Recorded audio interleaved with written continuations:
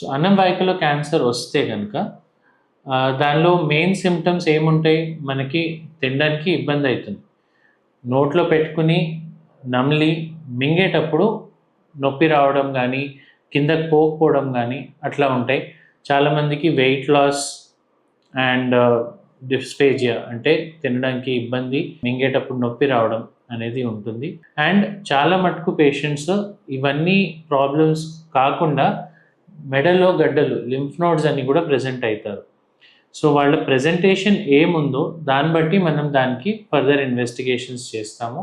First of all మనకి గొంతులో ఏమైనా ఇబ్బంది ఉంటే మనం ఎండోస్కోపీ అనేది చేస్తాం. అది వీడియో లారింగోస్కోపీ లాగా చేయొచ్చు, లేకపోతే అప్పర్ జిఐ ఎండోస్కోపీ లాగా చేయొచ్చు.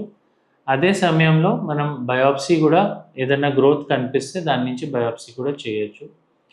చాలాసార్లు ఇవన్నీ ఇబ్బంది లేకుండా లింఫ్ నోడ్స్ అని వస్తాయి.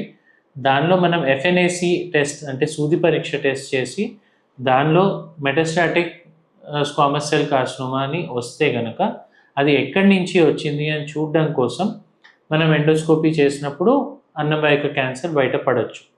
సో దాన్ని బట్టి మనం ఇన్వెస్టిగేషన్స్ ఫర్దర్ చేయాల్సి వస్తుంది. ఒకసారి మనకి గడ్డ ఇక్కడ ఉంది, ట్యూమర్ ఇక్కడ ఉంది, లేకపోతే ఇక్కడ లింఫ్ నోడ్ స్ప్రెడ్ ఉంది అని తెలిసిన తర్వాత మనం దానికి ఇన్వెస్టిగేషన్స్లో స్కానింగ్లో సిఈసిటీ నెక్ కానీ మెటాస్టాటిక్ ఉందా లేదా అని చూడడానికి పెట్ స్కాన్ కానీ చేయాల్సిన అవసరం పడుతుంది. మీరు తీసుకునే అదే మందులు, అదే నాణ్యమైన మందులు, కానీ సగం ధరకే. అవును, మెడ్ ప్లస్ బ్రాండ్స్ పై 50 to 80% తగ్గింపు.